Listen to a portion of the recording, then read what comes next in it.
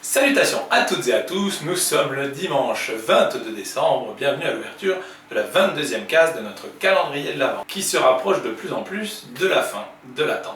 Et donc aujourd'hui j'ai la moitié des documents puisque je possède Au nom de nos sœurs de Christina Alger. Le courage d'une femme peut-il avoir raison de la violence des hommes? Nell, agent du FBI, est revenu à Long Island, lieu de son enfance, pour les obsèques de son père, un inspecteur de police mort accidentellement. Mais le meurtre sauvage de deux femmes l'entraîne dans une enquête troublante. Alors que des vérités insoupçonnées sur son père et sur des membres de la police se dévoilent, de terribles souvenirs rejaillissent.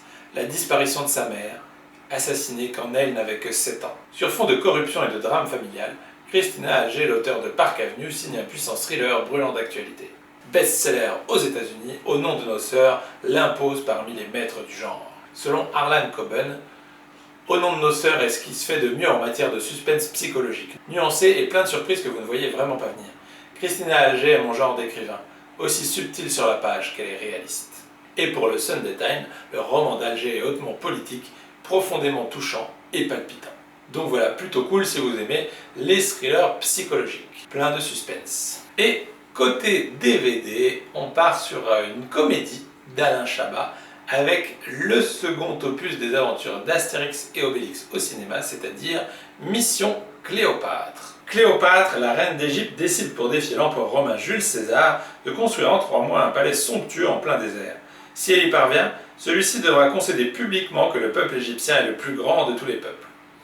Pour ce faire, Cléopâtre fait appel à Numérobis, un architecte d'avant-garde plein d'énergie. S'il réussit, elle le couvrira d'or. S'il échoue, elle le jettera au crocodile.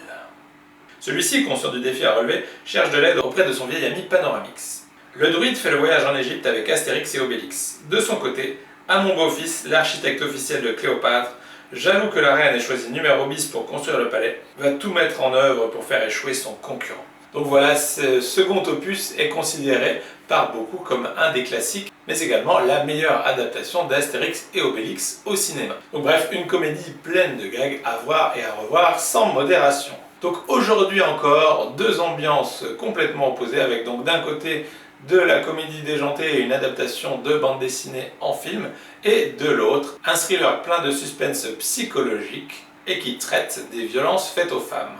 On peut donc difficilement faire plus opposé que ces deux-là.